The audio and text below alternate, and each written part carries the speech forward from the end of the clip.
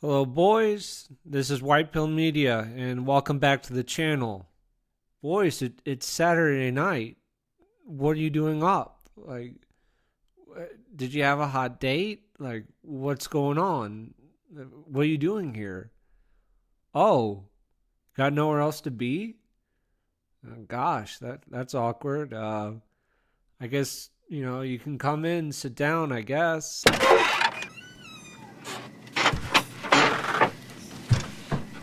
Oh, shit. What are you doing up? I'm glad that you're here willingly and I did not force you to be here. You lucky bastards. We're going to be talking about two video games tonight. I know you're so excited. That's why you subscribed to this channel in the first place. It's because we talk about video games oh so much on this channel. We are talking about Fire Emblem, Path of Radiance, and Radiant Dawn, its sequel. You lucky bastards. I know you're excited. And I don't know how long this video is going to be.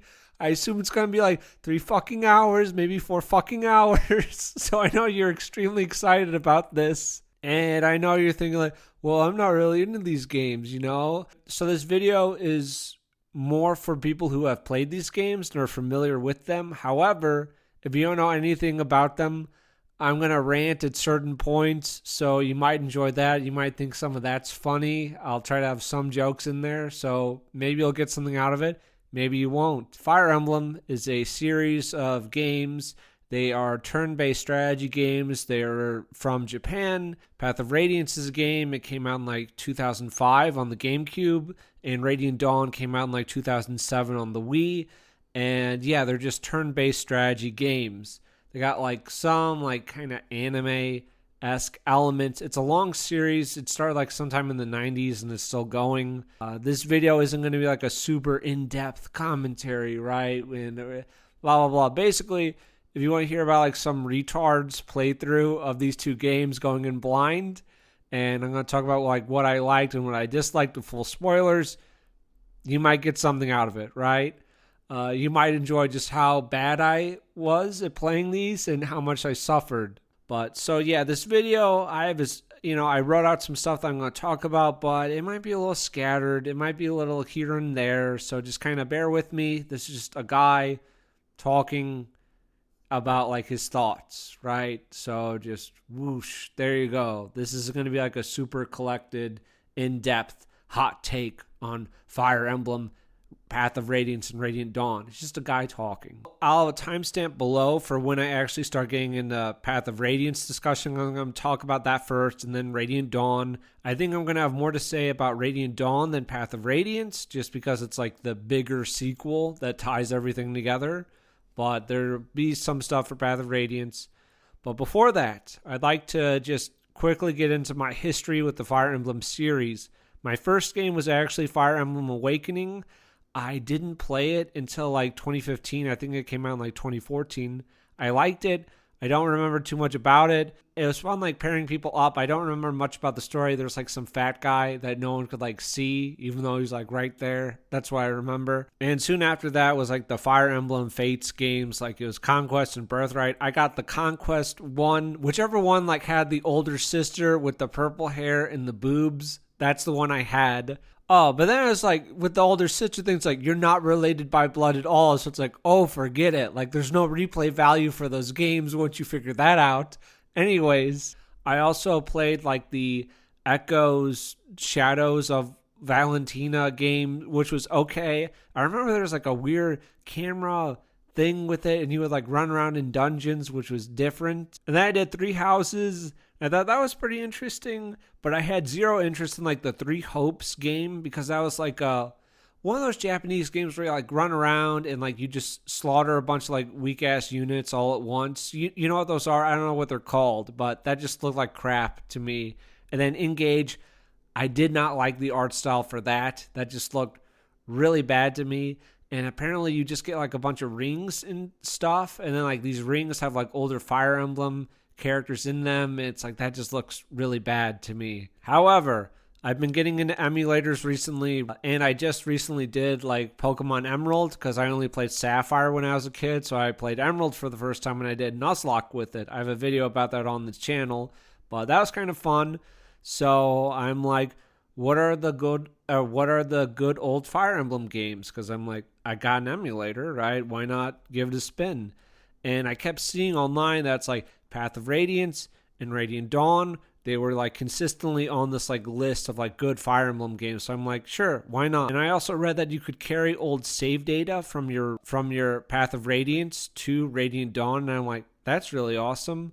So I was looking at buying a physical copy of the game, and they're both like over $200. So I'm like, thank you, Dolphin. And this is going to date me a little bit, but man, oh man, I miss Blockbuster. Holy shit. But let's not go down that rabbit hole. But the just being able to like go in and like rent a physical game and then you just returned it in 2 weeks after you beat it or whatever, it would be like, that'd be great. But we don't really have that option anymore, right? So it's whatever. Let's not go down that rabbit hole about Blockbuster and simping for that shit. So, Path of Radiance. We're going right in. Full spoilers. Deal with it. Do I recommend these games? I guess, like, hang on. If you want to play these games spoiler free, would I recommend just stopping this video right now and giving them a shot? Maybe. I'm fairly mixed on the games. I think they're like all right, turn-based strategy. The story and writing and characters are like fine, but if this is like the best writing that Fire Emblem can produce, it honestly doesn't rank that high for me. So I thought they were all right, kind of fun. I did get angry at certain parts because I'm not very good. Yeah, I don't know. Like, check them out. Like, maybe look at some gameplay footage online to see if that's something you'd be interested in. Otherwise, here we go. So, Path of Radiance. It opens up with Ike, who I only knew before from Smash Brothers. And your father is Grail. You have a little sister, Mist. And your dad's a mercenary. And I'm like, that's like the same for Three Houses. You know, like your dad's a mercenary also in that game. Apparently, a lot of Fire Emblem games have these similar building blocks, but I'll talk about that more later on. I'm very thankful for Dolphin for allowing me to play this game on 200% speed and have save states, because otherwise I would have stopped playing this game a long time ago. Playing the modern games and then going back to this stuff kind of sucks.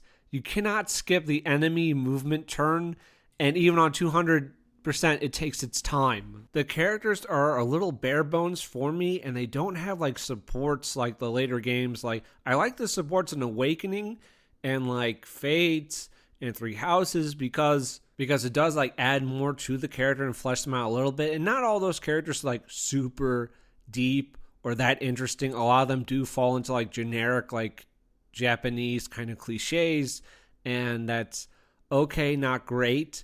And I felt like most of these characters in Path were kind of one note, but I did like Oscar, Boyd, and Rolf because they're three brothers, so they have a little more going on for them than like bond-wise than the other characters do. I also chose to play on hard mode because I'm like, I've played a few Fire Emblem games before. That was a fucking mistake. It's been a few years since I played like Three Houses or any of them, but I wasn't ready. If I didn't have save states, holy shit. I'm also not going to talk about each and every little map. I wouldn't have any like insightful commentary on them because I'm not very good. But also, I don't know how to make it interesting to say like, and then I moved this unit like 4 squares in that direction, and then I chose this strategy. It's like I'm moving shit around, you know.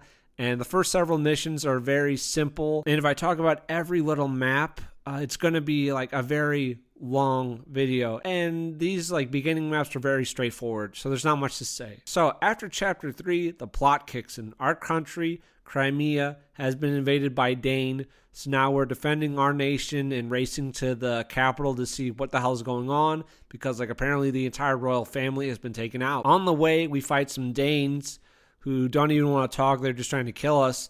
And we meet a strange woman that the Danes were pursuing at the end of chapter 4. This woman is Alencia, and she's like the secret princess of Crimea that no one except like the royals of like the other countries knew about. We have Soren, who's our like tactician and our wizard guy. And he's like a little edgelord who just wants the side of Dane because Dane's powerful. Titania is our like red-haired cavalry woman, and she's like, no, we can't do that. We have to defend our country and all that shit. So we have a little conflict going on. In the next battle, we're defending a fort against some enemies. It's pretty simple. You just have some choke points. I had to reset a few times, but I figured it out. Thank God for save states. Oh, and our sister Mist has this magical amulet that, like, I don't know. They show it off, so it's really important, right? Because it's an anime thing. So we showed it off. Chekhov's gun. There it is. Some of the other characters in the mercenary company are Shinon, who is racist and very cool. And we decide we're gonna take Elincia out of here, and unfortunately we're going to go meet up with like the subhuman people. They're like beast people. I hate them, but we have to go there, and everything looks like it's going to be okay. But before we even meet like the beast king, we run into the Black Knight, and the Black Knight serves Dane, and he ends up killing Grail. And he ends up killing Grail in the forest, and it's very tragic, and Ike can't avenge his father, and the Black Knight just runs away. And then we get the siege map thing where you have to survive for a couple terms. I had reset a few times here. And go easy on me. Go easy on me, because it's like the first time I used Dolphin, but I didn't know that you could create save states yet. So I would replay the map from the start every time. Every time I'd like lose a character, I'd be like, okay, we have to reset from the start. So go easy on me. Oh, Soren is also a racist, so I ended up liking his character more. So that was cool. One thing with supports in this game is that you can only have a limited amount of them, like a limited amount of conversations, since like you have X amount of support conversations left. And I'm like, there's no way it really means that, because I'm like, then you can't have support conversations with everybody. And I'm like, that's really going to suck, because that's like one of the only ways to flesh out characters who are typically just like kind of bare bones JRPG kind of characters, right? But unfortunately, that's how it is. So even like I would be fine if you could just talk to everyone, but you wouldn't get like bonuses for those conversations. But the game doesn't even allow that. So once you run out of conversations, that's it. You don't get to talk to everyone. So you'd have to play the game like a few times to get everyone to talk to everybody, which is annoying. Oh, there was one mechanic called bonus EXP, which is cool. I don't think too many of the Fire Emblem games do that, but it's in Path and Radiant Dawn. I'm like, that's really neat. It's a way to like catch up your slower units who you don't use that much. So I'm like, that was cool. Oh, and then we have this mission with pirates. And if I had talked to Marcia, or I think she was like that wyvern girl, then she would appear here. But because earlier when she was in a mission, I only had her live, but I didn't speak with her, she is not here. So that's my bad. I am also not going back several missions to go get her. So fuck that. Also, Rolf and Mist join you, and there are two subhumans here. They're on your side, quote unquote. If you don't command them, they will just charge the boss and die. And if they die, then it's a game over. I figured out save states on this map, so that's good. Because I failed so many times, I figured out how to create save states. I still didn't know how to order the Lagoos around because I'm really stupid. I had so many fails with the Lagoos being killed by the boss that I ended up resetting the map. The game literally tells you to direct them. I ignored that, of course. I do eventually figure it out, and then I clear the map, and then we meet a beast monster. I hate all these people. And this beast monster is Ranulf, who I also hate. But then we're on to a prison map. And while I do know what save states are, I don't abuse them yet because it feels cheap to me, which is really gay of me. So I start from the beginning of the map again. I have a few characters die like Mia, but I have a save file, so I end up rescuing some people, and there you go. I'll draw your attention to this. See that speed wing on Ike? It gives +2 speed, right? That's pretty good. That's really good. So I put it on him because, it's like an equipment, right? And as long as he has it in his inventory, then it's like he has +2 speed for it. And I do this for all those bonus items, and I don't understand what to do with them until Radiant Dawn. You can scream now if you need to. That's fine. But we're like chartering a ship to get Elincia out of there because like the Beast King is like, look, I don't want to get like beaten by Dane, so I can't like officially give you support. So like get out of here and go that other like human that other human country. It's like, okay. So we're at this port. And there's this really awesome scene where the subhuman gets beaten down. It's great. Oh my god, I loved it. These humans just beat the shit out of this dog person. It's awesome. And then we gotta get on this ship to escape. I have to reload a few times because I want to save all of my units, which adds a lot of time. It makes me angry, and we'll get into that later on. But the Black Knight shows up, and he's here to make you hurry up because you can't fucking beat him because he's like this dark, mysterious knight, and that's part of the game. And then you also run into Soth on the boat, who's the stowaway, and he's looking for someone. I'm sure this character will never show up again. While we're at sea, we get attacked by these goddamn ravens, right? So they suck, but you just got to get your unit placement down. So it's a bunch of trial and error for me, and eventually I do it. But then some dragon monsters show up, and they move our boat for us. And then like we're at sea, and then there's like another boat, and the Empress or whatever crap is on this boat. So we got like Defender and shit. And then, so we do it, right? I don't recruit Gotri, who was with the mercenary group, but he and Shinon left after our dad died because like, Ike, you suck. You're never going to lead this mercenary group. Fuck you. So they both go. And I don't end up recruiting Gotri because I don't look up how to do it. And it turns out this little girl is actually the apostle and empress of the big country that we need to like rescue. And I guess it's a good thing that's not like a later Fire Emblem game, because a character this young would be like an immortal 5,000-year-old dragon, and you'd be able to romance her and marry her. So maybe it's a good thing that she's not like a dragon in a later game. So there you go. Then, so we're like in her country, and it's called Benoin or Benign. I don't fucking know, but I know I'm going to mispronounce it. I also don't give a shit. And she's like, oh, I don't know if I'll lend support or not to your people. So we got to do some bullshit for her around her fucking country. So like she sent us to do some shit because like apparently quote unquote, some humans are like quote unquote abusing the beast people and keeping them in slavery, which whatever, that seems fine to me. And I have no choice but to watch it as this helpless merchant gets slaughtered. And you literally have to side against your own people to save some goddamn like mutant creature things. So whatever. Oh, and then we have a desert map. You move really slow in desert maps, you know, except for like mages and then like winged units.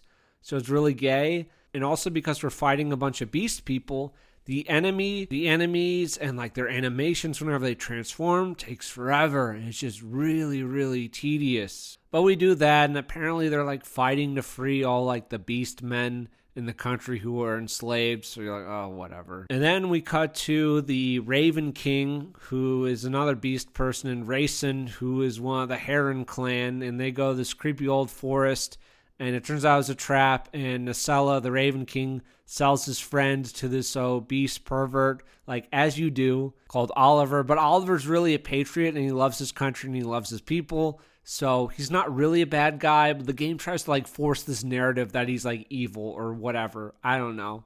Like if you ran into someone in the forest and they're like hungry and tired, and you brought them back to your home and you just kept them there until they felt strong enough to leave, is that a crime?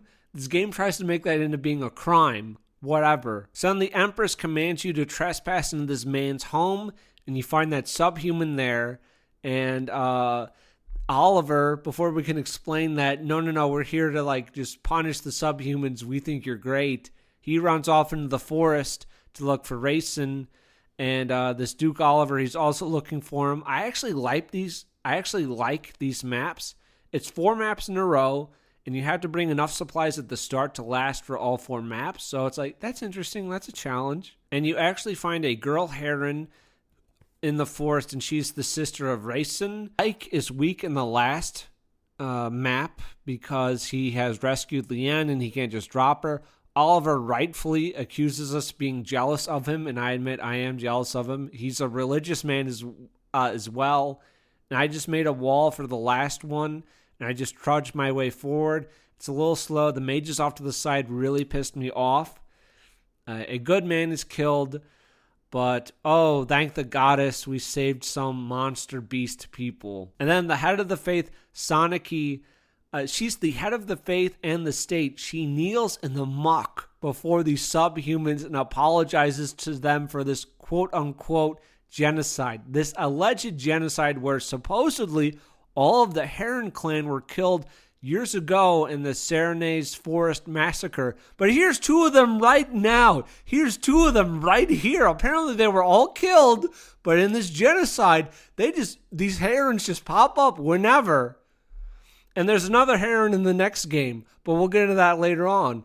I've poked a lot of holes into this so-called massacre. And Oliver, he's just a human guy. He's just doing the best he can for his people, but he's treated like he's a piece of shit. Hereford was being very based here, but then Ike was just being like a cuck. So there's that. Oh, I don't keep track of all my units in this game, but apparently I got Nephany killed, but I don't really remember, so I don't care. There you go. And now that we've helped out the Benoit people and the monster people, we're fighting against Dane. So now we're invading Dane. And this has a few choke points. It's not a bad map. I do fail to recruit Shinon, which I regret, but I failed to recruit him. Instead of like supports, you sometimes get base conversations. So there are some between like Rolf, Oscar, and Boyd because they're all brothers, and those were nice, but I still wanted more out of this game. We have this map where the King of Ravens is on the field, and I spent way too long on this map trying to kill him so I wouldn't have to face him later on. But no matter how much I tried, it just wasn't happening. Like, my units kept missing. I had this idea for exhaustion or fatigue. Like, each time you dodge or get a hit, the meter would go down. It refills after your turn / an enemy turn. You can't just defend and puppy guard a spot. It would work both ways, for enemy units and for your units. And you'd have to have a bit more strategy instead of just putting like a really overpowered unit in a choke point and just have them kill everyone. It turns out fatigue, I looked it up, and fatigue was actually a mechanic in this game, Thracia 776 for Fire Emblem, and in Shadows of Valentia, which I don't really remember, but still maybe that turned like Fire Emblem into a different game if they like employed fatigue on a wider scale. But after failing to kill the Raven King for a long time, I decided to go for a fresh start. But before I decide to send the Hawks to just talk to him, and it's really gay because the Raven King who sold him into slavery, and Rayson could have been like raped or whatever by this dude, which didn't happen, but Rayson just forgives him instantly. And while the Raven guy was like, well, I was going to rescue you before anything bad happens, it's like, you don't fucking know that. And just because like the Raven King does like some decent things, that doesn't equal like this wrong. It doesn't cancel it out. Like hypothetically, if you got raped and you went to the hospital, but when the hospital did an exam, they found out that you had a cancer or whatever, and they cured it. Should you thank your rapist because they sent you to the hospital in the first place? Because like Rayson was sent to Oliver, they ended up finding Leanne in the forest, his long lost sister. So it's like, should you really thank the Raven King and Oliver, because otherwise you wouldn't have found your sister? It's like, no, bullshit. That's awful. That's awful, like, Japanese morality. I hate that about, like, just Japanese media overall, where, like, you have characters do, like, the most horrific shit, but then they go, like, oh, like, I guess I'm, like, sort of sorry, and then they're like, okay, I forgive you completely. It's stupid. I hate Japanese morality. Oh, and then we get some backstory about our dad. He was apparently one of like the 4 riders for Dane. The medallion that Mist has, it made him go crazy / kill his mom, and he ran away. And yeah, so there you go. On the next map, there are like some war crimes or some shit. You get in some trouble. I got in some trouble dealing with Torino, but then we fight a dragon lady and we beat him. The medallion that Mist has is called a Fire Emblem. And apparently in the Fire Emblem series, Fire Emblem, it just means like an artifact or whatever. Like in each Fire Emblem game, it's like something different, but it's like their MacGuffin or whatever that they're like pursuing or protecting. You know what I mean? It doesn't have to be the same object, but it carries like the same kind of weight across games. Then we got a map where some priests are being used as human shields. I think if you get a bonus if you don't kill them.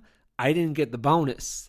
There's a connection between Rayson's other sister and Ike's and Miss Mother, who took the medallion from her. Like, her sister was being kept a prisoner, but she taught their mom about the medallion, so she took the medallion, and we've had it ever since. The bridge battle is up next, and it went super well. I didn't walk into every goddamn pitfall on the thing. I did start to get sandwiched when reinforcements for the enemy showed up and boxed me in, but I was able to handle it. The next map has Joffrey and others under attack, and then the Black Knight shows up. You can't beat him without a magic sword. Go figure. Then we're on to the big rock map, and man, this was fun. It's slow, windy paths with boulders being chucked at you all the time. And on this map, I ran into something that I absolutely love.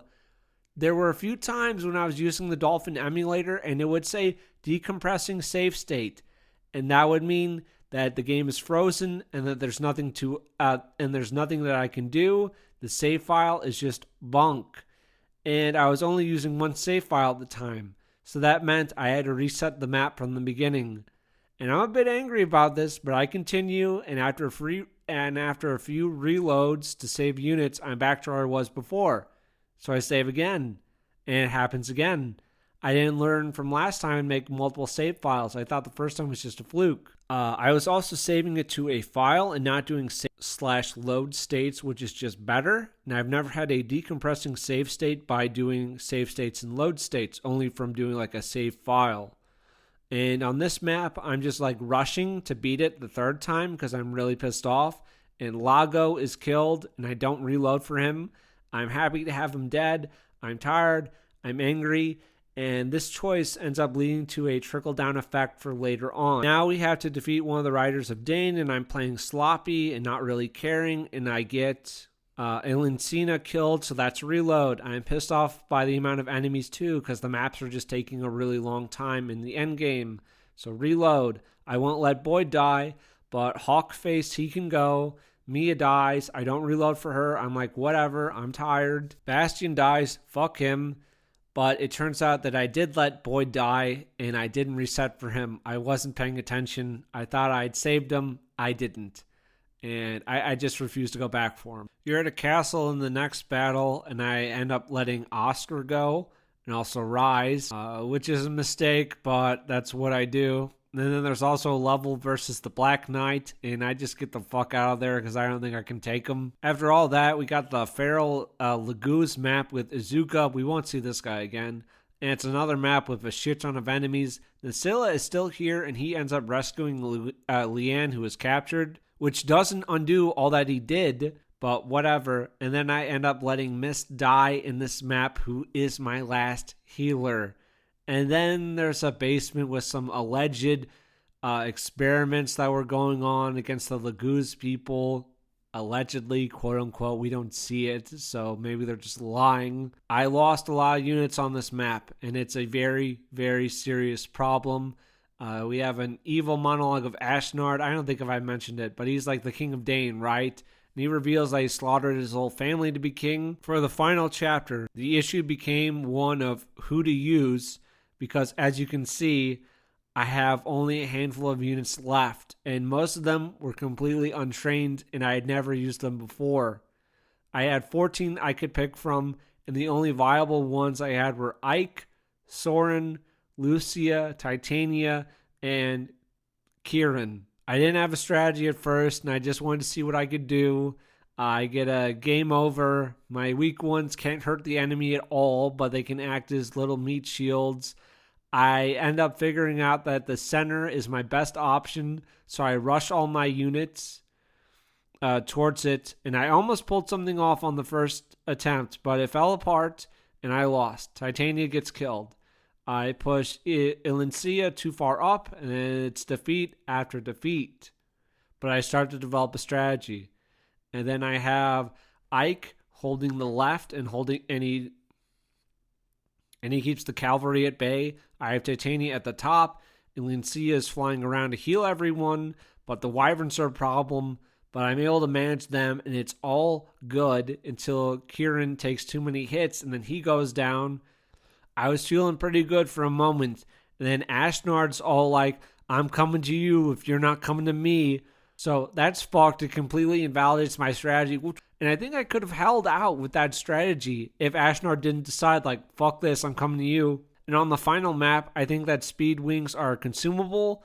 Like, I thought that their effects would only last for a single map, so I have Ike eat his speed wings. So that's something. So he at least has some extra speed in this map, but I could have done it so much sooner.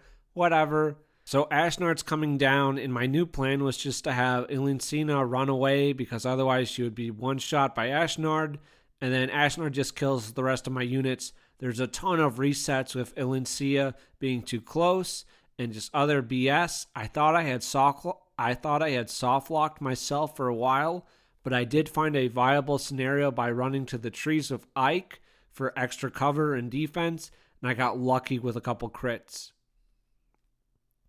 So I'm able to take down Ashnard, but then Ashnard goes all bullshit, and he has a second fucking form, and I summon Tyburn because I have no fucking clue who else to choose, and it's trial and error for a few. It's trial and error for a couple rounds, and then I try some strategies that aren't working because I need Ilincia to heal Ike, but then I see that Tyburn brought elixirs with him, and now I got something that can work, and it does by making Tyburn trade with Ike, and then Ike heals himself with the elixirs, and I'm able to beat Ashnard. Hooray! Get some story at the very end. It turns out that Ashnard's like black dragon wyvern was actually a dragon person, and I'm like, that's based as fuck to make that thing your slave pet.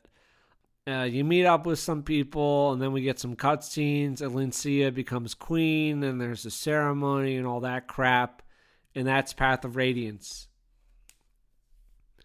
I thought this was alright. I thought the Lagu's racism was really in your face and kind of just, I don't know, boring, a little generic, and it's like, okay, Ike, he's like the son of this mercenary, and then he's going around, he's helping Ilincia, and then she becomes queen, and like Ashnard's just kind of like a more generic king. Yeah, there is true where it's like he only believes in like strength, and he kind of believes more in like a meritocracy rather than like a hereditary nobility. So it's like, it's okay. Like I thought it was like all right, but I wasn't really that impressed with Path of Radiance. All right, and now we're on to Radiant Dawn, and I just wanted to say like huge improvement from Path of Radiance, because just a simple thing, because in the previous game, whenever you wanted to buy shit from the shop, you could only buy one item at a time, but in this time you can buy multiple items at once. So I just wanted to say that at the very beginning, that is a massive improvement over the previous game. I'm so happy it's there. So Radiant Dawn, it has you start with the Dawn Brigade. The opening cutscene has this chick sleeping. This is like the goddess of order, right?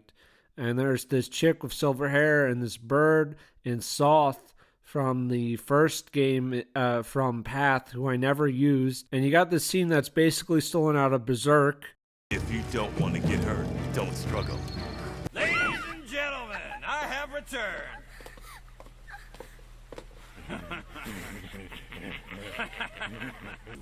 Help! Somebody! I can't believe what I am seeing. Is there no one willing to rescue this pretty little girl? But we open up in Dane, the kingdom we defeated in the last game. We have Edward, a swordsman, Micaiah, who is a sorceress with light magic. Then we have Leonardo, an archer. Now I'm playing on normal difficulty because the hard mode is locked until you beat the game once. Also, you can import save data from Path, but I think you have to beat the game once before you can.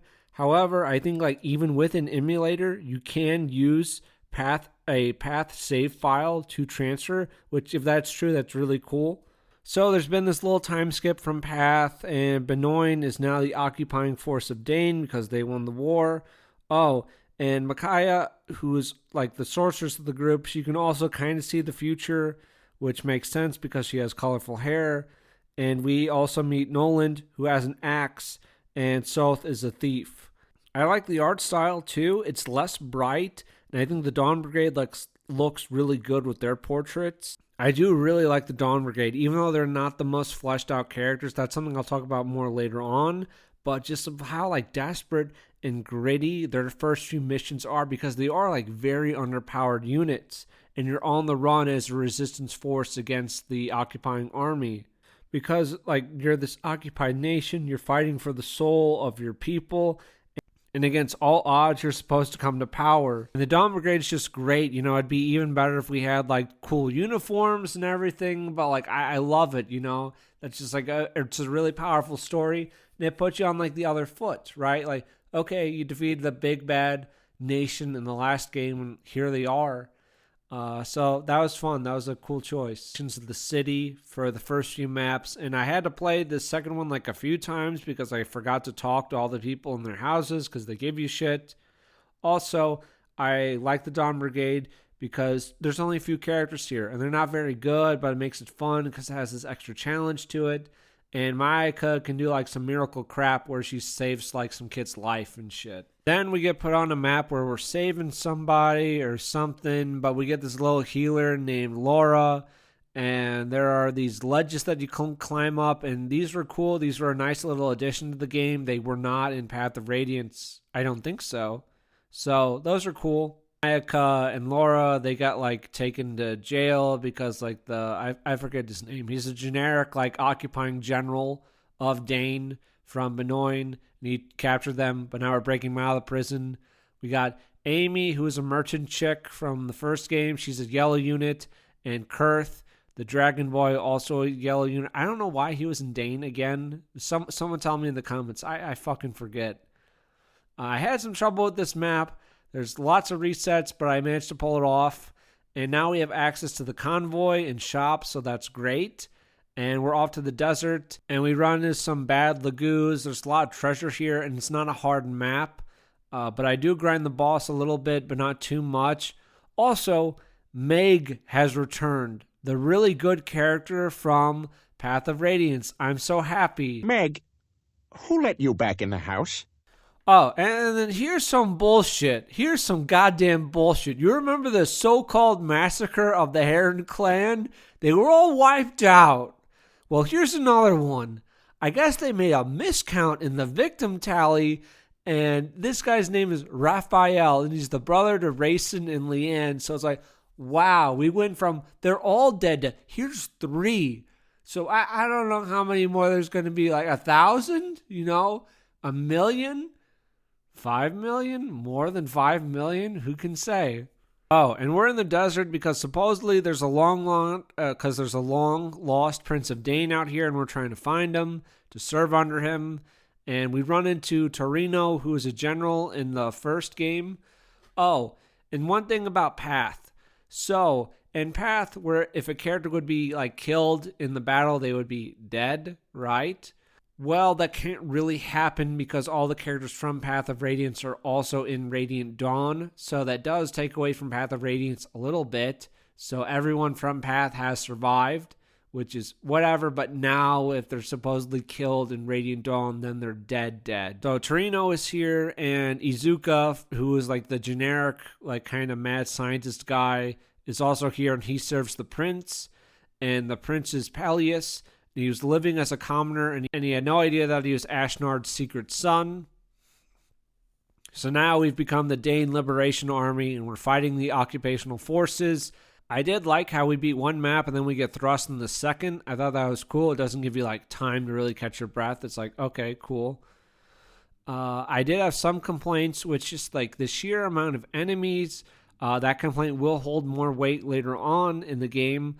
But it's a lot of cavalry you have to kill here. Oh, and here's Fiona. She's a crap unit, and she won't be around for too long. But I decided to reload to save who I like, and everyone else is on their own. I'm not going to waste as much time as I did in Path of Radiance trying to keep all the units alive. Fuck that. Pick who you like. Everyone else can die. Oh, this is something cute but disappointing with Meg and Zihark. She goes up to Zihark in a base conversation. She's like, hey, we're engaged. And he's not into it exactly. Meg calls him Pookums. But even though I had them support each other, you just get some generic dialogue between the pair. There's no funny moments. This one scene between the two of them is it. It really made me miss the supports in Awakening because I think it would have added more to it. And maybe I'm like adding nostalgia to Awakening, but I do feel like it did like add more, right? Like definitely more than what's here. All right, and now we're on another prison level. Now, if I was to play this again, I would have waited to open the guy's cells until after all the enemies were cleared, because they immediately try to escape and then they get run down and killed. So that's my bad, and if like more green units die, you get less bonus XP at the end. So that's my fault. Also, I didn't do this at first, and it really pissed me off, but I need to talk with the annoying kid who's with the Laguz Liberation Army because he showed up again. Because I could have commanded them if I did, so it's just my fault. I realized it later on. Also, Fiona is just bad. Maybe she's good if you train her up, but she kept dying all the time, so I decided to fuck her, fuck this. I did reset for her in this map, but it put me in a mood where I would no longer reset for the lower classes after this. The tiger dude said that Mayaka was this half-breed between like humans and Laguz, and I'm like, that's not great. I don't love that for Mayaka. Another thing, I do hate characters that are forced deployments, and we have a shit ton of those, like in a lot of maps in Radiant Dawn. There's so many maps where it's like half or even like a third of the units you can deploy are forced. So it's just very aggravating. There's the swamp level, and I can only pick a few men here. The rest are forced, and that's it. It's just the slow down terrain that makes us such a bitch. It's not really hard, but it is tedious. I get that you do need some characters to be on maps for like story stuff, but it feels like aggressive how little control I have over my own deployments. Not all maps are like this. You usually have like pretty free reign on most maps, but on the maps where you don't, it pisses me off. Oh, and then there's this thing at the base where Izuka was trying to be helpful and make our Laguz units more powerful, but everyone overreacts. But thankfully, this makes the subhumans like leave later on, so it's kind of a win-win. Oh, and then we have this mission with Jared trying to kill Mayaka, and the Black Knight shows up to protect her, even though the Black Knight supposedly died in the first game. Here he is. I did have to reset a few times, but I ended up really liking this map because I got to grind up Mayaka to max level, and it felt like the earlier, grittier stuff with the Dawn Brigade. You know what I mean? Like, you're way outnumbered, you don't have great units, and you're just trying to survive. Mayaka has like this anime move where we don't kill Jared at the end, and you're like, whatever, that's kind of gay. Peleus gives this speech where he's really uncertain about himself, but it turns out in an alright speech later on. The last mission for this act has us fighting in the capital. It's a slow, grindy map, kind of shaped like an S, and you're just working your way up. I put myself in a bad spot to where Volug, the wolf guy, would die, and then I thought about it, and I decided to just let the chips fall where they may. Better for him to die than somebody I actually like, and I accept my one dead unit, and I give Leonardo the boss kill. We got our little anime victory ceremony. Ignore the gaps in formation where units should be, but they have fallen.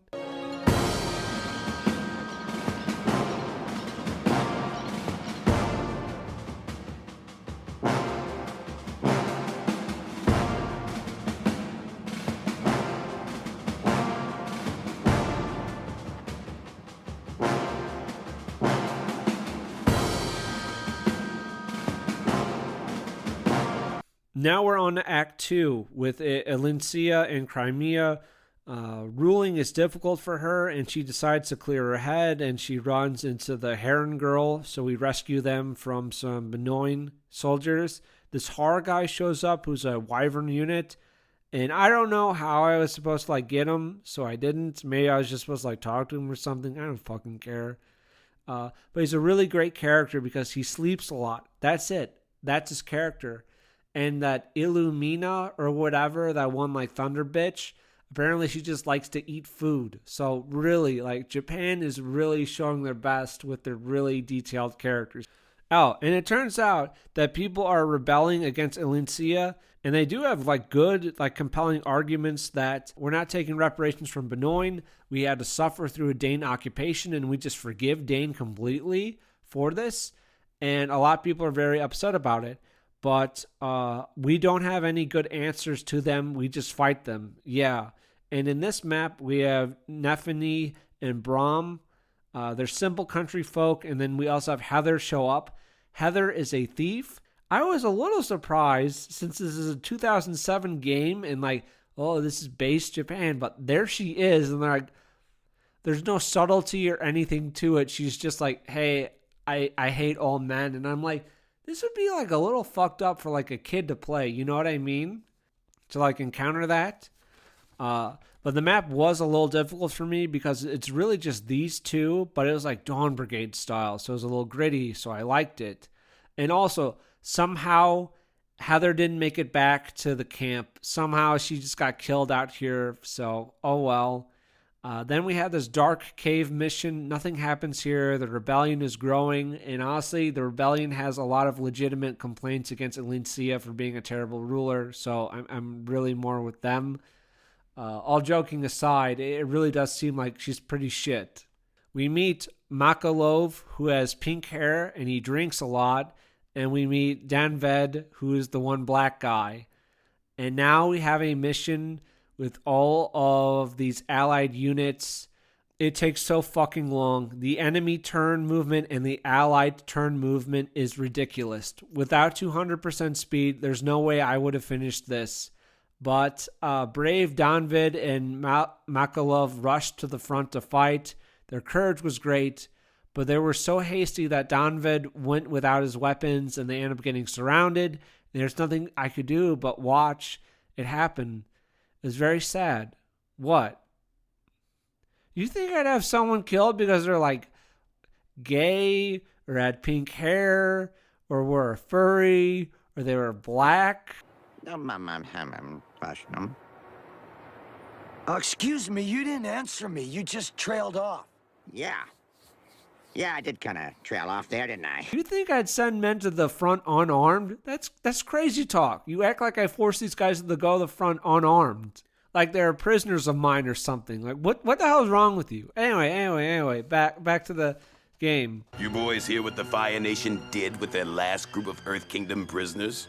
Dressed them up in Fire Nation uniforms and put them on the front line unarmed, way I heard it. Then they just watched.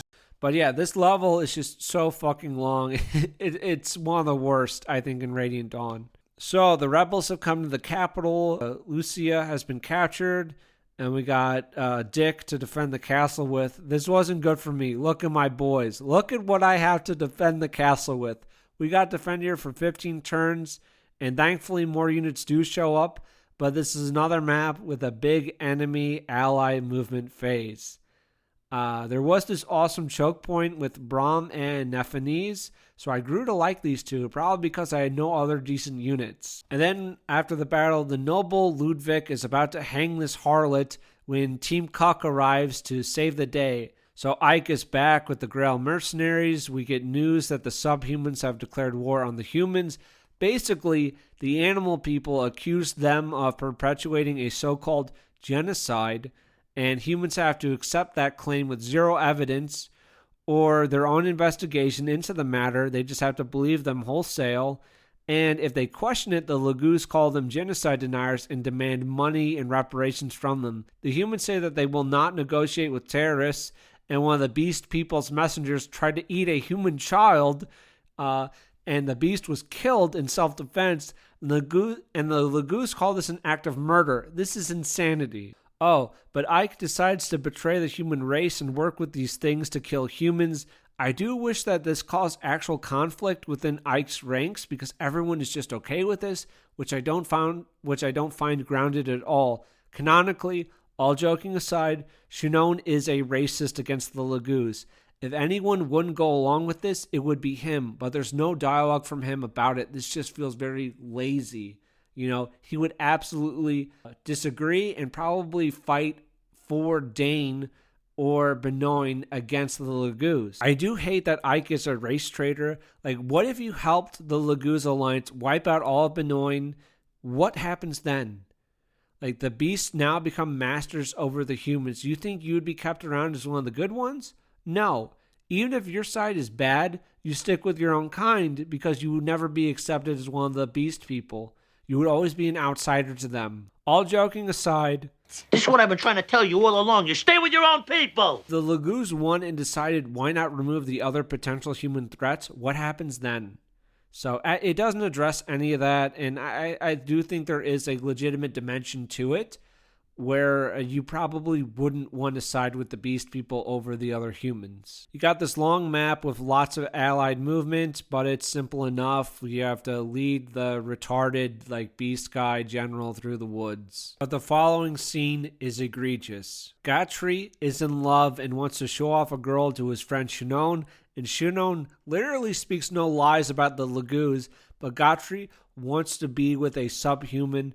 There are no follow-up supports about this, which is a shame because I think you would have some conflict there, but oh well. Gatry wants to be with this cat girl, and Shinon's like, fuck that thing, it can eat table scraps and nothing else. That's not a person based. Next, we're sneaking into a fortress. Oh, and I found out later on, but Lyre and Leith are sisters, and that was kind of interesting, but again, they only have one base conversation about it, and that's it, because supports aren't really implemented in this game. Oh, and this was an accident by me, but if you talk to a villager, you get this interesting scene with Boyd and this woman in this house where Boyd just kind of runs away, and you're like, ooh, what's going to happen with that? And we then get a scene where the Hawk King is talking with Kilvis, is talking with Nacella, King of the Ravens, and he's like, hey, how did you become first in line for the throne? I'll talk more about Nacella later on, but I fucking hate this guy. Next time you're at the base, this woman has come back and she wants to see Rolf. She knows Boyd and Oscar, and it turns out she's the mother of Rolf, and she abandoned them, and now she wants Rolf to come live with her. I was stunned, and I was like, this is some good drama. This is some really great drama, but it definitely gets cut short with Rolf refusing to see his mother, so we don't get that scene between the two of them. And it's some good stuff. But I feel like it still could have been expanded somewhat. And, there are some good base conversations. But, if you just added more of, those and, with the supports, it would be so much stronger. So it's unfortunate, but this was one of, the good base conversations that stood out. I don't know if you can hear this, but, there's some rain going on in the background. There's not much I can do about that. But hopefully you can't hear it. But we win a small victory, but now we have to retreat from General Zilgius. We get the reveal that Nacella has betrayed us yet again, and the Ravens slaughtered the Hawk tribe in a sneak attack. We really should have killed him in the first game. I despise this so much, because he's just a shady, bad fucking dude. Then you get a mission where you have to burn all the supplies into a camp within 15 turns. I forgot about the turn limit until it was too late, so I lost on my first try. And my second try was close, literally turn 15, but I did get it. The horses are annoying because they move every damn turn, but that was kind of fun. The turn limit, not the horses. I wish there were more maps where you had to complete within a time limit, or you had time limited goals, because it does add something different besides defend or route. You know what I mean? Next map is a mountain one, and it just takes a while to move everyone, but it's not that bad. Then there's a little peace treaty between Benoin, but the senators end up breaking it. This is a defend the tile map. I got nothing to say about it. I just put units at choke points and then I wait. Yeah, it's not super interesting. We're back in Dane. Maika is going to lead the Dane army, and there's talk of a Lagoose hunt, and Soth is just a soy boy about it all. There's even more reason to like the Dawn Brigade because Pallius gives everyone cool new weapons, very based of him. We're stopping the marauding Lagoose army with a swamp ambush, and I make my decision about Fiona here. This map does involve many resets, but I decide that a cuck box is my best strategy, so I just form up into a big square, and after this, you basically get round 2 of this fight, except you're the Ike team, and I just kind of wait out the clock here. It just felt like a hassle to engage those units. Oh, and then Duke Leakin, he comes to help Peleus and offer him his support, so he's a really nice guy. I do wish the Lagoose were better because I might use them more, but just because they can be in their not transformed state, they just kind of suck. And the Royal Lagoos are just too good later on where they're just not really fun to use, but whatever. So we're being chased out of Benoin, and we're going through these fire caves to meet the dragon people. The fire caves aren't very interesting, and they kick us out of Goldoya, and then we're back with Joffrey, and it's not hard. I am surprised by how few units I had around to pick from. Crimea and Elincia definitely take a backseat in this game, but I think it's because they're so boring as well. Like, they can't do anything wrong, and they also can't play off compelling villains because the Senators are just like mustache-twirling villains. They're just not really engaging. And you can definitely have games where it's just like, we're the good guys, those are the bad guys, that's it. There's no moral complexity, and they definitely work, but like in here, it definitely feels like pretty dull. Like, here's some examples. You could have had like the Danes taken as forced labor after the war, which does like happen after wars, right? Like, you liberate a prison camp, but you could do more with that. Like, for example, World War II, the Allies and the Soviets, they ended up taking German prisoners away, and like, you could have had some Dane prisoners end up working in Crimea to like rebuild Crimea, right? Or Crimea annexed some territory from Dane because Elincia felt pressure by those who wanted to punish the Danes. Something. Because Crimea was occupied and ravaged for like a whole year. So it would make sense they would try to like recoup and rebuild. But the Crimeans are just wholly good and innocent, which makes their conflicts just kind of dull.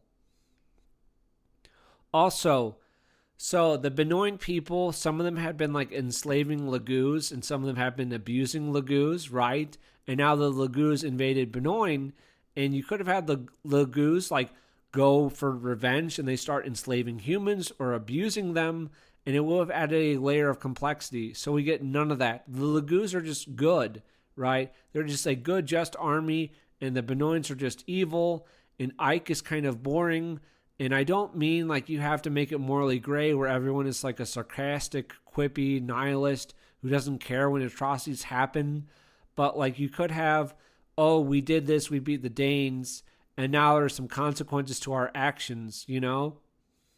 There aren't any bad Laguz, and that's just completely unrealistic. Elincia like throws herself down before the Benoit army and the Laguz alliance to try to make them stop fighting. So if only she had been killed, but the Laguz retreat, and then we have to fight Valtome, and then the little bitch Sonic, he returns, so great. And here's some proof that I learned how to use speed wings and arm scrolls. We got that bridge battle, but from the opposite end. These light barriers confused the hell out of me, but after a few turns, they end up going away. So I don't know. I don't really understand them. Maybe they were more prevalent in like different Fire Emblem games. I did a little grinding on the boss too, which was all right. And now we're on to one of the more controversial elements of Radiant Dawn. We're talking about the infamous blood packs. These are magical documents that have only been introduced in Radiant Dawn, and Palius was tricked into signing one by Izuka for the Benoit Senate.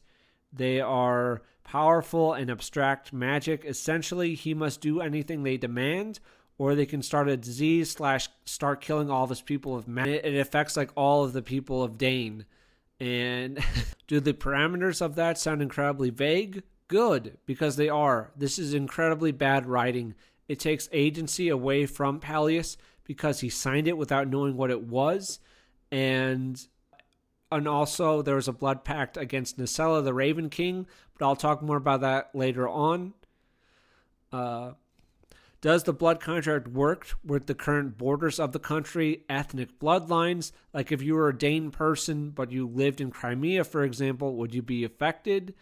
I don't know how any of this works. If you move away, it's not clear, and it just doesn't work, really. And with Palius being naive, he didn't have to make a hard choice here, like forced. There's this forced Ike versus Micaiah battle, but both get to be good people because she's forced into it, and Ike isn't a part of anything that's like a little morally gray or a little more compromised, right? I think you definitely could have still had Dane join Benoit, but you would have had to make the Crimeans more nuanced, or even the Laguz more revenge-focused. Something. We have a showdown between Micaiah and Ike's forces, Dane is in retreat. But Micaiah has to keep fighting for Dane, because if they don't oppose the Crimean army, then Benoit will invoke the Blood Pact and start just massacring the people of Dane. So, she's so selfless and she has to sacrifice for herself. And, her magic special ability that only she has is called Sacrifice. I did an eye roll. And at the end of one battle, the Danes were going to use oil and fire on their Pegasus Knights. And Saniki bitches that's horrible. It's like, whatever, bitch. That's a legitimate tactic. Their army is smaller than yours. Like, you have a shit ton of troops. So, whatever. That was fair. And then Peleus, he has found a way to destroy the Blood Pact. And his way is, it means we have to kill him. I thought there would be some sort of cop-out here, but no. Micaiah just kills him. And that was, like, pretty dark. Like, I thought that was pretty cool. But then his mom reveals that this hasn't actually broken the pact, so as for naught. She could have spoken up earlier, but she didn't. Apparently, if you've beaten the game once, then you can play again, and then this time there's a way to save Peleus. I don't know if I like that. Like, I did enjoy that Micaiah has sacrificed so much in, like, the first part of the game to get Peleus on the throne. She's done so much fighting, and now all that sacrifice has been for nothing because she just had to kill the man that she saved. So I kind of like that, and I think just having Peleus live is like kind of a Disney ending. So I think this is better. Then we have another siege map with us defending against subhuman hordes. And again, I think having the Laguz rampage makes sense. That's literally a part of who they are. Ranulph says that he can't control them, so them having the Laguz going too far against like human prisoners or whatever would make sense. Before the Laguz can like take over the capital, a Goldoyan dragon shows up to calm everyone down. There's some more story. The Danes say that they can't work with Ike because of the Blood Pact would be invoked. Also, this feels like a retcon with Ashnard making a Blood Pact that would create a disease and wipe out a ton of people. But it was all random, right? So couldn't have it killed Ashnard too? But Ashnard tricked his dad into signing it. But it's like, Ashnard only cares about strength, right? That's what he values. But this disease wouldn't just target the weak. It would have targeted everyone in Dane. So I don't know, that doesn't exactly work for me. Then there's the huge epic battle against Dane, and you have this glowing number in the corner that is slowly ticking up with each unit that dies. It's very cool. The map is a little annoying having to watch all the units move, but having the number trickle up is great. It's very menacing, right? Also, Nacella is here and he's guarding Saniki back at the camp. I started thinking that the Laguz were going to go berserk, start attacking everyone, allies included, and that would have been sick. And I began to worry about my unit placement, but none of that happened. And once you reach a certain number, Ashira wakes up and she gives her judgment to the world because humans couldn't stop fighting with the Laguz. So she blasts the world into statues. Only the powerful remain non-statues, which that was based of Ashira. And then we have Yoon, who is taking over Micaiah's body, and she is the goddess of chaos. Oh, I don't know if I mentioned, but Micaiah had a little bird that flew around, and the bird was called Yoon. Also, I just want to say that the Child of Chaos song is fucking great. And Yoon explains that they weren't supposed to start a war for 1,000 years, and that has been broken with Ashira being woken up because the medallion cracked. So now we have to defeat Ashira to prevent her final judgment on the world, which would destroy everything. So we are splitting the army into 3 parts. And this was neat. I was thinking of stacking one army with only my best guys, not caring about the other 2. But I don't think you can just lose an army and have the game keep going, which might have been cool. So I think you could soft lock yourself and you put all the crap units in one army. So I try to balance it. Also, Dogface, or Ranulph, says that Zelgius, the Benoit general, is actually the Black Knight. And back in the Benoit capital, Lycan is trying to rally his men to fight against these terrorists. This is how we begin part 4. And a big issue that I have with it is the Blood Pact. Mayaka and Dane are actively acting against the will of the Senate.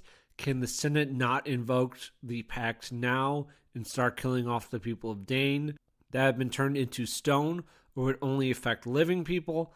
I don't know. Are people dying from this? Your guess is as good as mine. Oh, and another thing with part 4 is that Yoon, the goddess of chaos, takes over Mayaka's body, so we don't really get into Mayaka's head for part 4 and also really for the end game. So we don't know like how she's really feeling about killing Peleus, almost sacrificing Soth earlier during the war.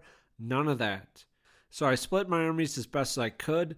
The first map of part 4 gave me a bunch of trouble. I don't know if it was because of like the difficulty spike. I had weak units or what, but I had to reset a bunch of times. I let Mordecai die here, and it says that he runs off back home. I don't know why. Like, other units get to just die, and Mordecai is not like plot relevant, but like he can't just be killed like other people. I'll talk more about that at the end, but it did annoy me that some get to be wounded and others have to die. But this map is a shit show. I think I lost a Pegasus lady, like the green hair one, Sigrun, who gives a fuck. But she still appears in these little talking points because the game was just that cheap to not replace her with just like generic Pegasus knight. Whatever. We are with Ike and his crew. Our encampment is under attack, so I just go to a few choke points. And it seems like it's going okay at first, but then the enemy can rip down the walls. And I was like, uh-oh. And we lost some people. I let Ina get killed. It was actually fine because you can still use her later on. Jill goes down. I never bothered to train her. Maybe that was a mistake because she was a Wyvern unit and everyone online talks about how good Wyvern units are. So that was probably bad. But I beat that, and then we're back to Elincia in the woods. It's just a lot of hard enemies and their reinforcements that makes these later maps very slow, but not too bad to beat. I let Lucia die, whatever. I feel like I have enough good sword units left, and I'm tired of resetting. I did have some issues with units spawning behind me, and Astrid dies. What a shame. You know, she was one of my favorites that I definitely tried to train. I did attempt to raise Meg up. And that was a whole waste of time and EXP. That was such a fucking waste. And then I am forced to kill Valtome, and there's nothing I could do. I had no choice.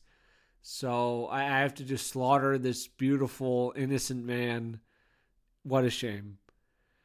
Then we have a desert map with the Dawn Brigade army.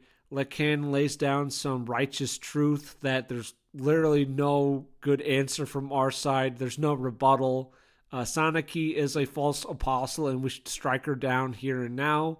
And because of the sand, our units move slow and there's so many enemy units and all their animations. It's ridiculous. Waiting on the enemy's phase is so much fun.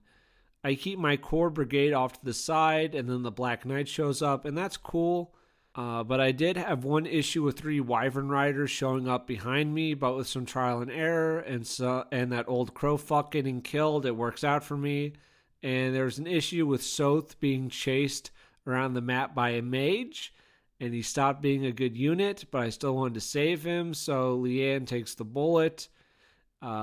I wish the Dawn Brigade got more development. I had to build them up in my head as like these Dane nationalists because there's just nothing development-wise for them because the only supports they had between each other was just generic unit supports like, hey, let's try our best. Okay. Like, yeah, just kind of awful stuff. They could have like used 1 or 2 good base conversations, but they don't get like any from what I can tell. Oh, and the Black Knight wanted to take Mayaka away to the tower to meet his master, and I'll talk more about that later on. It kind of confuses me, though. We're back to Ike and his crew. Tormod and his evil Lagoos are here. I gladly watch them all die. We're actually trespassing in the home of Oliver from the first game, who is a true patriot. All he was trying to do in the first game was to help those poor lost Heron tribe, and we just like tried to cut him down in the swamp. Terrible, terrible. I think I was also trying to kill all the beast people, but by letting the like wolf queen die, it made Raphael leave, which sucks because I think that, but because I read that you can get Oliver on your side by putting a heron near him. I'm not sure if that's true, but he like left after Raphael left, and there's so many enemy reinforcements that it became a clusterfuck, and both Ike and Mia got put to sleep on some stairs. And I have to speed it up, but more enemies just makes the game tedious, and it makes me think I probably don't like Fire Emblem that much, or at least like Radiant Dawn that much, because I'm like, God damn, I just want this to be over. Ike and Boyd are literally holding back like a small army by themselves, but that strat wasn't actually working after a few resets because Ike was taking too much damage. I needed someone to draw the enemy's fire, and I was pretty tired of this game by now, and everyone was out of range to help except for one unit, Rise. And it did bother me some since no one says anything when he dies, like not Ike or anybody from the Grail Mercenary says anything, and he was a long-standing member of their crew, but oh well, that's just another thing that I find a little lacking about the game. So I form a new defense on the steps, and I'm able to pull it out. Then you got the swamp map with all the feral lagoos. This is a cool map. Izuka is just summoning these guys. And if you don't kill Izuka, lagoos keep spawning in until like the late 20s. And it's awesome for grinding EXP. This is one of the few smart things I did do when I was playing these games. But sadly, oh, this is awful. But Ranulf was mauled to death. And that's just terrible. And then we're forced to murder this noble scientist in the swamp. I deeply regret it. Then Elincina's uncle is alive, and he should be king, but he chooses not to be king, whatever. And Bastion is back, and I hate Bastion. And finally, after all this, we are at the Tower of Guidance. I went into this blind. I never played these games before, and I'm not the best player, and that was a mistake, but I'll talk about that later. The tower is the end game. It has 5 levels, and you can bring a handful of units with you, and that's it. And you can purchase items before you go in, and never again when you're in the tower. You absolutely have to prepare well. And I didn't know what I was getting into, and it went so bad that I almost ended up quitting the game. Was I supposed to be visiting the forge? Were other people using the forge? I never had money to do it.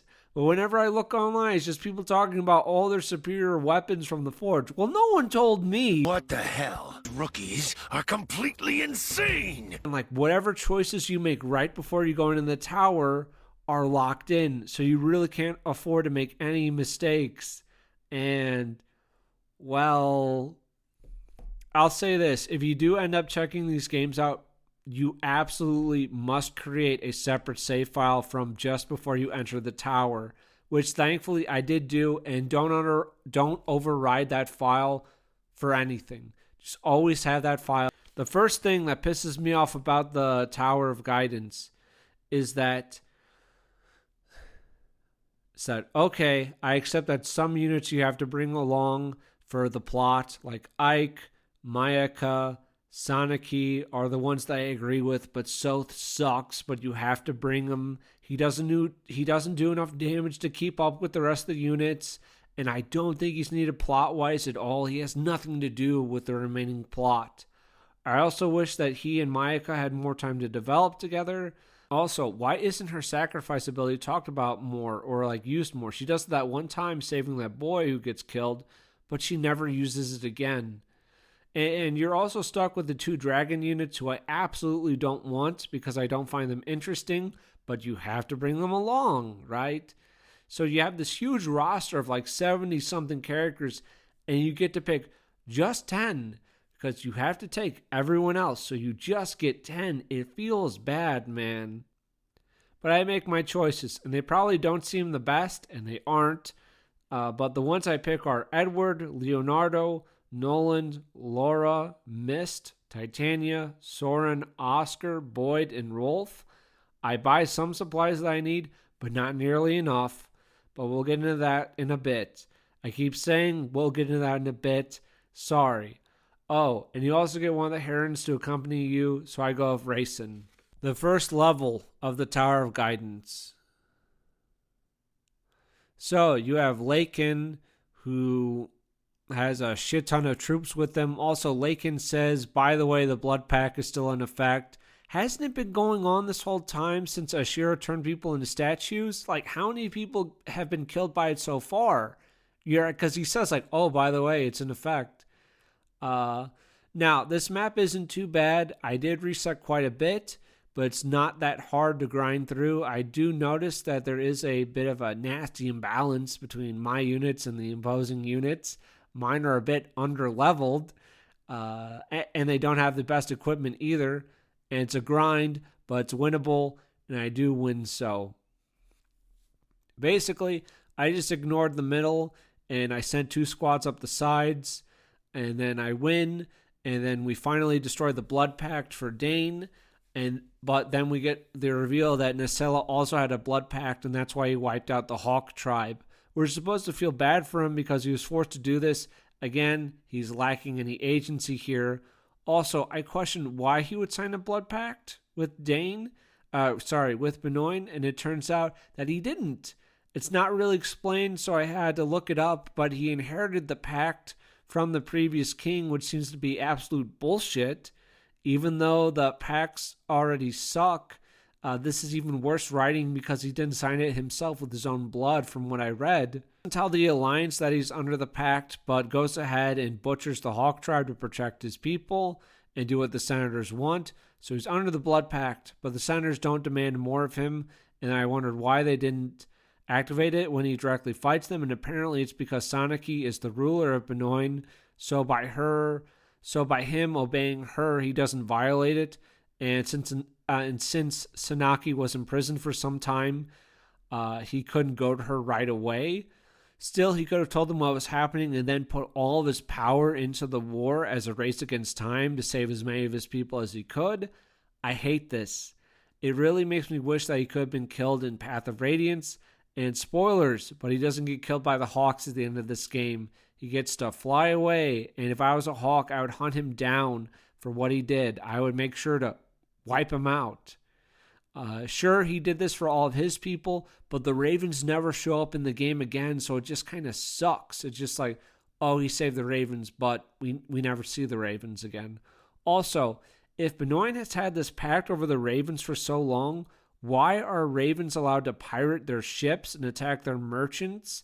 That just doesn't make any sense. It just feels like something that was poorly added in to Radiant Dawn that Path of Radiance didn't account for. So again, that's another little plot point that really doesn't work. The Senators absolutely would not allow that to happen. They wouldn't put up with their ships being attacked like that. Second level. So we start with this Phantom Menace level design. Ike's on one side of the force field with the guy who killed his daddy, while his friends are on the other side and have to watch him get slapped around. Waves of enemies are coming at you as Ike is alone with the Black Knight.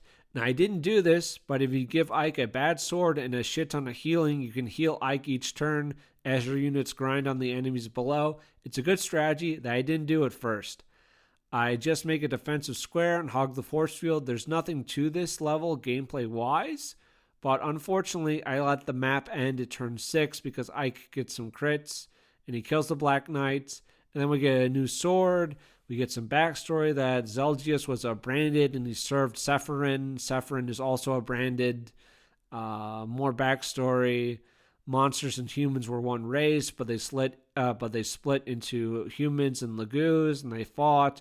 And this made the goddess Ashunara despair, so she flooded the land and divided herself. And Ashunara became Ashira and Yun, and Ashira hated Chaos and waged war on Yun, who was then sealed away into the Fire Emblem, and then we end up getting where we are now. Level.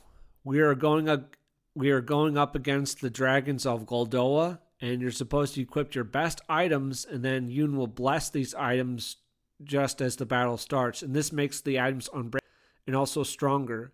I kind of did that, and I kind of didn't do that. It was a mistake. So after seeing that I didn't have the best stuff, I went back to an earlier save and swapped some stuff around. It still wasn't ideal, but I did make it better.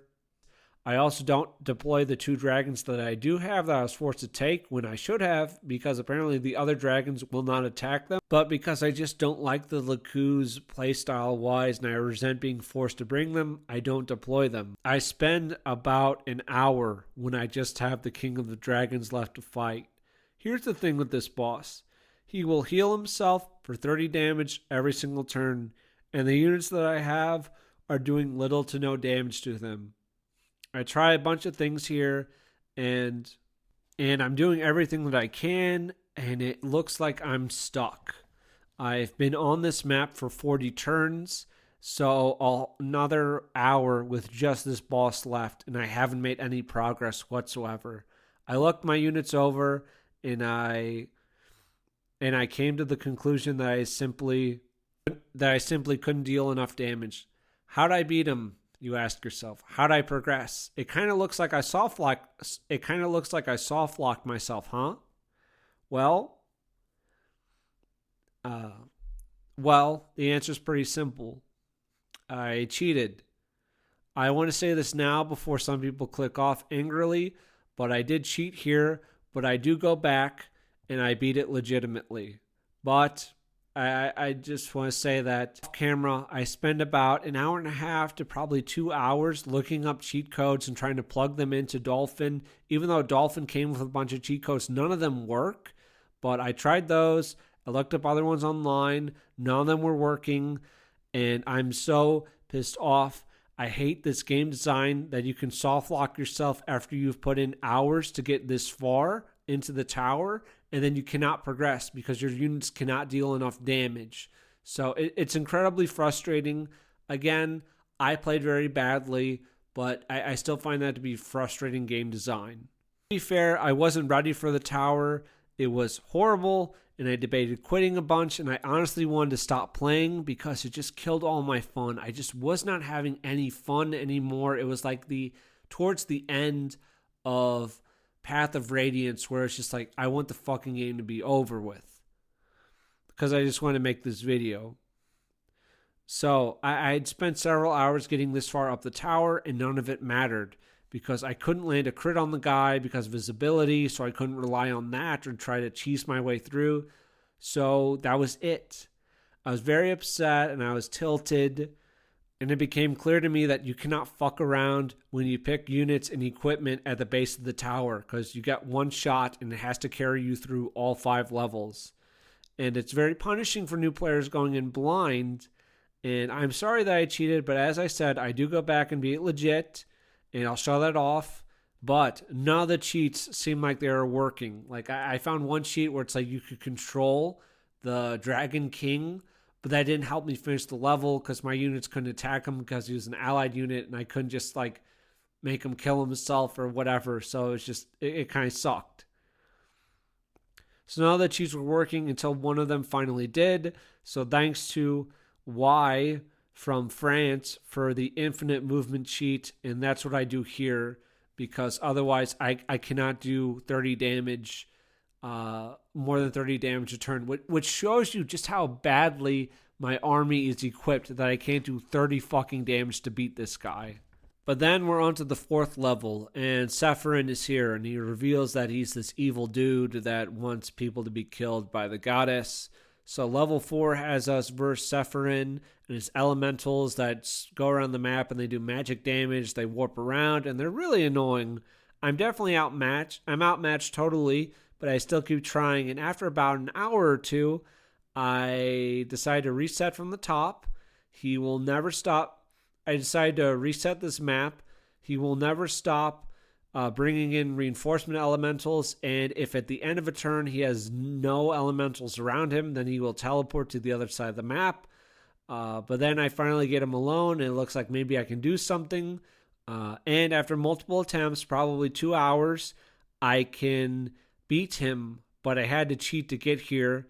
But I was able to do the 4th level legitimately without cheating. I think that's a little BS that I couldn't beat level 3 with what I had, but I could beat level 4 with what I had. I think that's a little bullshit in terms of like balancing. But then we get more backstory. Sephirin is revealed to be a member of the Heron tribe, and we get more about like the pledge to Ashira. And he's like not a member of the Heron tribe anymore because like if a Laguz creates a branded child, like a mixed race child, then they lose their Laguz powers. So that's why he's like a human now.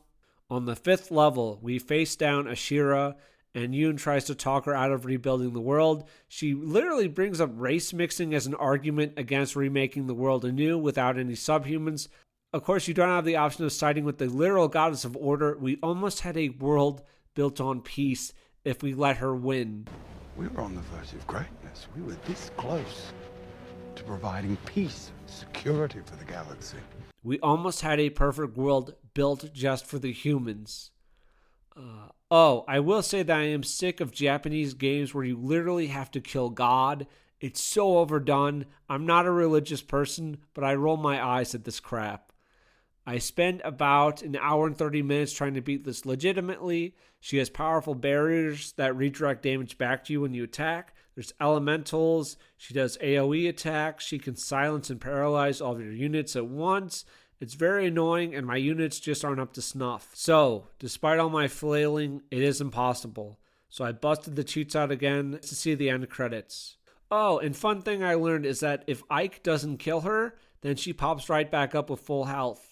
But I ended up doing it with Ike, so he does his anime crap. The ending has Yoon and Ike agree that gods are terrible, and even though me as a not religious person was like, alright then, here's your fedora. This world does not need gods. We have always failed you. We've made you weak. That's why we must go. You don't have to leave. It's true. We don't have much use for gods. But, well, you show us what we should aspire to. Then the credits roll. Soth can marry Micaiah, even though she's like, I think a few decades older than him. I'm not sure, but anyways, nice. But I've read some contradicting facts online that maybe she's not that old, so maybe it's not as impressive if she's only like in her 20s. Oh, and Micaiah is also revealed to be the older sister of Sonic too. I guess like Black Knight on that desert map was trying to bring her to Sephiroth because like their family. I'm not really sure why.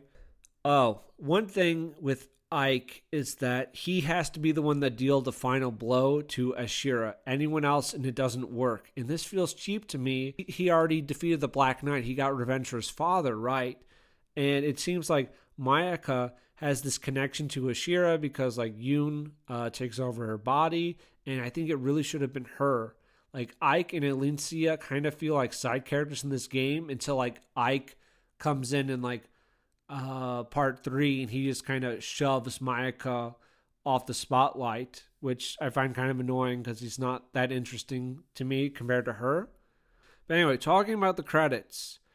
Some characters get to be severely wounded but not killed. What's the point if they don't get any more story in the credits? It just doesn't make sense to me. Like, they're not plot-needed characters like... like, so here's some not plot-needed characters. There's Ina, Lucia, Mordecai. They get to be wounded, but why not just say they're dead? Like, why can't they be like, they were wounded horribly in the war, but then they went on and they did the stuff that they're supposed to do in their backstory, like for the credits when they're not wounded. Why not say that?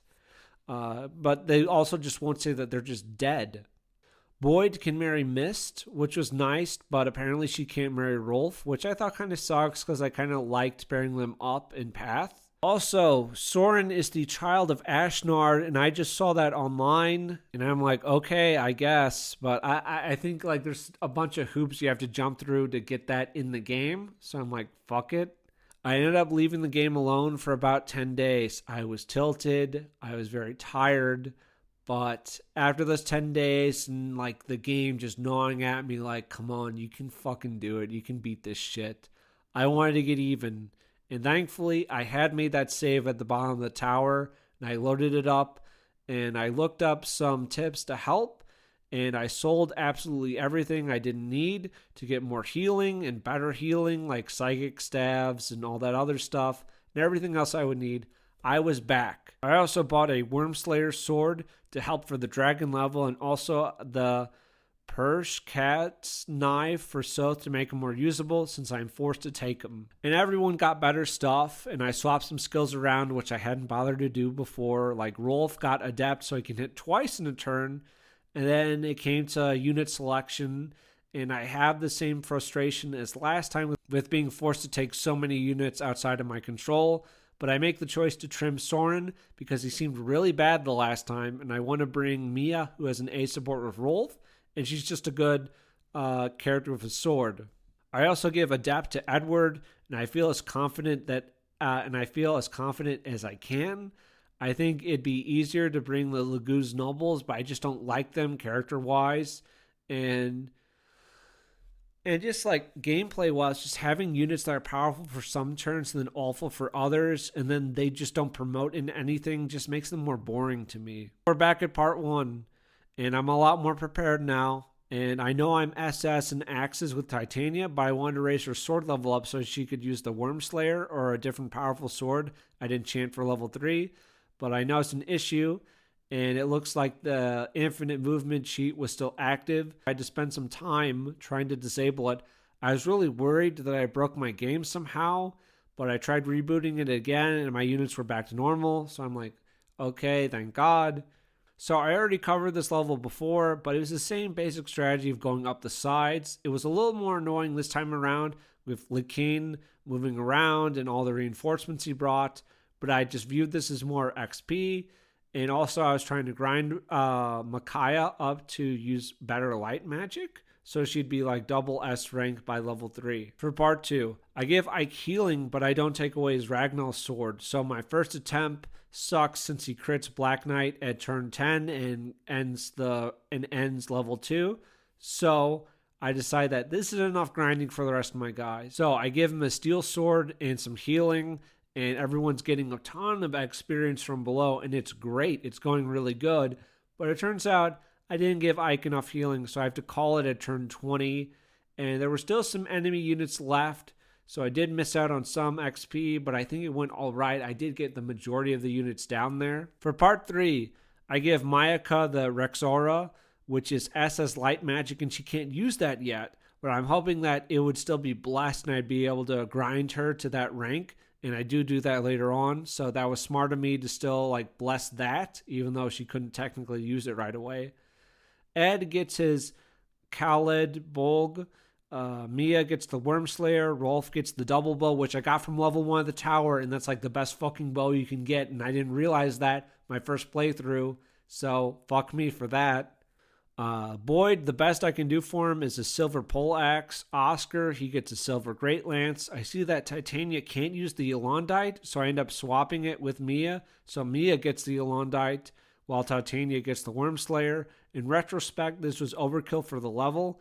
Titania should have had an axe because she was SS rank with axes, but after the disaster of last time, I wanted to make sure that she had something. I load up my healers with stabs. I give Tarvos for Noland, and the rest don't fucking matter. The fighting is much the same as last time. Actually, it's a bit easier since I have better healing and weapons, and then I'm up against the King of the Dragons again. I also brought the 2 dragons with me, but I don't use them. They are there in the background if I need them, if shit has just gone really bad and I underestimated the level somehow. So I decided to grind Rolf with the double bow on the boss, and it's great, but it also angers me because I realized that this boss isn't that hard, and I can stomp him with just the right planning. Maybe wish I just started over last time instead of looking for cheats for like 2 fucking hours and then going the rest of the way when I had already cheated. What a waste of time. I also grind up Mia. I get Rolf to level 20, Boyd to 20, Mia to 20, Leo is already at 20, Edward to 20, and even just him, and even just Edward with a blessed Wormslayer could solo the boss with some healing. I also get Mist to 20, Ike to 20, and that's it for level 3. Maybe I could have gotten some of the others up, but they felt like too squishy, like they couldn't take a hit from the king, and whatever, maybe I could have played around with it a little more, but I feel like I got the majority of the guys up to 20. It's stupid not having like Laura hold an item to be blessed so Titania could have a good axe, because now she's just stuck with like a normal axe or like a blessed Wormslayer, which isn't great. It's only really good against the dragons. So that's my bad. Titania could have been more useful later on because she doesn't do too much later on. Back to level 4. I don't have much to say. I don't have much of a strategy here besides just take it slow and crush the elementals whenever they pop up. There was probably a way for me to level up Sanaki on this floor, but I didn't do that. I think I could have if I formed a box and had her at the front of it, but I just grind it down and I feed the kill of Nolan. Really not that bad, but still somewhat tedious. Just like the level just keeps going on and on and on. That's how a lot of like the end game for Radiant Dawn is felt. It just goes on and on and on. I'm back at the 5th floor. I'm staring down God. I use my bonus XP to get Nolan to level 20, then Soth, which is a fucking waste. And then I get Sanaki to level 18. I should have made her level 20 and then feed some scraps to Soth. Who cares? And once I outfit my healers with some extra healing stuff to deal with like paralysis and silence and all that, I take off. It still takes me quite a bit of time to get rid of like all the bullshit barriers around her. I hate how drawn out all this is. I know it's supposed to be like this epic showdown versus God, but at this point, it's just a little tedious. It's not horrible, but it is slow. And then when Ashira does her AoE, it's bad. When it paralyzes people, I should have paid attention because those do give you resistance. But to be fair, these floor tiles have never really come up before in the game, so whatever. I end up losing the 2 dragons and Soth, but Soth is such a weak bitch that I don't care anymore, and I'm tired of resetting, so I'm fine with his death. It means that it's finally over. There's 1 barrier left, and Ashira. She summons a few new elementals, and I'm like, fuck it, we have to end this here and now. And she gets brought down for real this time, and I'm happy that I did it legit, but man, what a slog that was. So now this is just the wrap up. Overall, just overall thoughts and that kind of thing. These were 2 long games. I decided to play these because people online said that these were some of the best Fire Emblem games. And I liked Fire Emblem. Like, I enjoyed the ones that I played before. But I did like these games, but there's a ton of issues with them. I'll talk about both games at once, but in Path, the Lagu's racism bad plot is just very dull, and at first Ashnar just seems like a generic mad king. Sure, like he believes that only strength should rule, but that ain't much for characterization. The second game story-wise is just all these factions stop fighting to battle the new and powerful threat and literally defeat God. I think most Fire Emblem games have like a green dragon good and purple dragon bad, underground dragon cult. There's a kid who's a dispossessed noble with a magic sword and he saves the day. Maybe you have a mercenary dad who gets killed. They all seem to kind of follow a similar plot. I guess a question I did have for any like big Fire Emblem fans is there like a game where you have something that's more like the Dawn Brigade, like for a whole game, just a small plucky army that's like kind of desperate, like a small cast that has a really great focus on characters? Is there a Fire Emblem game close to it or something else? Also, like since these have a lot of tropes and everything, kind of like, you know how Pokemon games, they all have like a lot of tropes, like here are the gym leaders, here's the Elite Four, here's the evil team you're fighting against, like it's all kind of the same. But like, what is the Pokemon Coliseum or Mystery Dungeon of the series? What breaks the formula, but it still like has some of those elements, but does something unique with it? I don't know. Maybe nothing really qualifies for it, but like I like the idea of like you build a little army, here's your units, you know, I like turn-based strategy, that's all fine, but something that goes a bit outside the box, you know? I will say that if this is the best writing that Fire Emblem has to offer, then I'm not really that impressed. Sorry. The lack of supports really hurt in fleshing out those characters in both Path and in Radiant Dawn. I had to build them up more in my head, like the Dawn Brigade being like these Dane nationalists fighting to restore their kingdom, but there's nothing about like Nolan or Edward or Leonardo. There's no like base conversations where it's like Mayaka and them talking about their past and like they're fighting together, you know, like we get nothing. There's really nothing there, and that's very frustrating. That's really disappointing. I don't think Radiant is balanced well with Ike and Elincia being like with Elincia definitely being pushed in the back, but then Ike is just this very boring kind of good guy, which like being good isn't bad, but he's just good in such a boring way. And then when he does show up, he just pushes Mayaka out of the way. The blood contracts to force conflict is awful. They could have done so many things to try to convincing conflict, and then when it really should be about Mayaka in the end game, it's really about Yoon because she just takes over in part 4 and in the tower. There was way too much story that was hidden or required a few playthroughs to get. Like you would need a guide to ever find this stuff. That's ridiculous. Like the things, like the stuff with Soren's past, the stuff with Sephirin, and so much of it is just like cryptic. And I'm like, you wouldn't figure that out on your own without a guide or playing it just multiple times and just trying random crap. Like, oh, I brought this unit to this battle and I had them talk to that boss, and now I know all this backstory and stuff. You know what I mean? Like, I don't think that's a good way to like handle your backstory, because like when the game finished, I'm like, I don't understand too much. So I had to look it up online. The end game in Radiant Dawn has a massive amount of enemies, and like all of the maps are route maps. So it's just long and grindy. I do think the Tower of Guidance is okay and definitely doable if you know what you're doing and you prepare for it. But it's incredibly punishing if you're new to the game and you go in blind. So I'm kind of mixed on the tower. I will say, I think the game was trying to hold your hand by forcing you to take the 2 dragons with you, and that you would deploy them in part 3. So even if you were like struggling against the dragons, you have 2 guys that can't be killed by the dragons. So that was supposed to be a crutch for you, and you're supposed to use them to get through it. I didn't do that. So maybe the game was trying to help you by forcing you to take them. Still, that's pretty tough.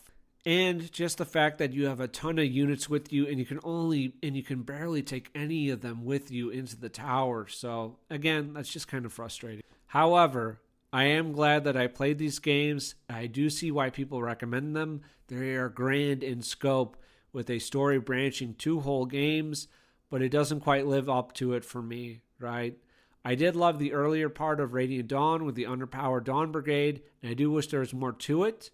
But Ike just coming in halfway and he just takes over all the screen time wasn't for me. The ending was just, you beat God. And I guess because I hadn't played too many Fire Emblem games, I thought they were a little more unique than I thought, because I'm like, okay, in this game, you're Ike. You're not a noble, but you are the son of Grail, and Grail is a mercenary. And I'm like, and then Grail gets killed. And I'm like, isn't that 3 houses? Like, your dad's also mercenary. He gets killed in front of you. You swear revenge. And 3 Houses also has the Death Knight. And this game has the Black Knight. And he's just a mysterious figure. And I'm like, how many similarities do all these games have between each other? I might play others later on. I might go for the earlier games. I might go for, like, Awakening or Fates, because I played those in the past. And I remember enjoying them. You know, like, I would play, like, Fate's Conquest for like the characters and the supports there.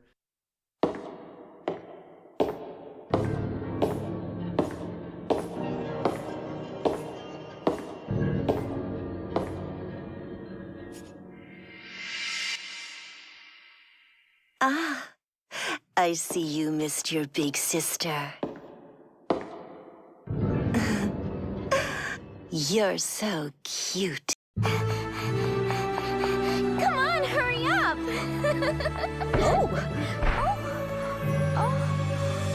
Oh, let me help. Maybe I would do that at some point for this channel. I don't know. This video took way longer than I wanted to do, but I'm like, I can do 2 games, and I'm like, that's 100 fucking hours, dude. So that was kind of a mistake on my part. I think I bit off more than I could chew for this video. And I think like the pressure of trying to get this video out there in a reasonable amount of time also like affected some of my enjoyment for the game. So I don't know if any of you have read The Black Company, but it's a really cool like dark fantasy book. It's kind of like a guy talking about his company, his mercenary company. They're in the service of the lady who's kind of this dark lord of the land. But a black company Fire Emblem game would be awesome. You know, you have Croaker, One Eye, the lady. You could just take the first book and adapt that, and I really think you'd have something. And Catcher, definitely Catcher. Soul Catcher is the best, hands down. Like, all the men, you understand. Like, if you're a guy, you will like the black company, period. Well, that's the end of this video.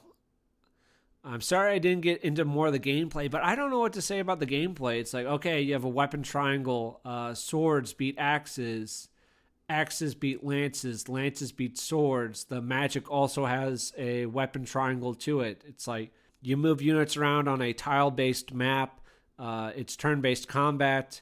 And that's about it. You know, I talked about some of the maps I had trouble with, but I don't think I could just go on and on about the gameplay, especially when a ton of it is just waiting around for the enemy units to take their turn. So I don't know. But yeah, that is the end of this video. I know that was really long. I'm sorry about that. But I did condense about 100 hours of footage into like, I don't know how long this will be, maybe 3-ish hours, hopefully less. I'm going to try to edit it down. You'll know what I got it down to. But I did my best. I do have a shorter game lined up for next time, and hopefully that'll be done in like mid-June.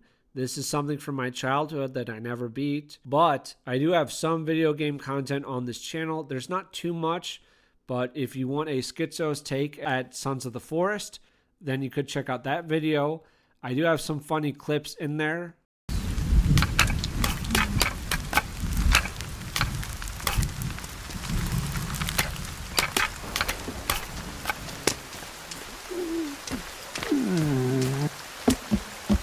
That's moaning.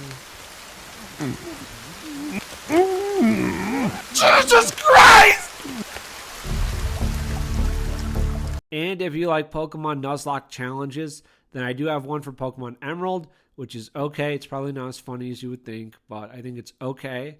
And lastly, I know this is annoying, so this is the last thing. You can click off now if you want, but you need to promote yourself a bit. You kind of just have to. And I wrote a book. It's called Dullahan Samradra. It's set in Ireland in 999 AD. And it's about a young girl named Neve who finds a man in a talking head, and they both have amnesia. They're called Dullahan and Pig. And it's this dark fantasy book with a lot of Irish mythology in it. It has 14 pieces of interior artwork. I'll have some of that on the screen right now. But basically, she hires these guys to find her father while there's this war going on and there's some mysteries. And they like fight monsters and all that. If that sounds interesting, then you can buy it on Amazon. I have a link to it below. Or you can read the prologue in chapter 1 for free on my Substack. I have a link to that below. Anyways, thanks for watching. I'll have some more videos soon. White Pill Media out.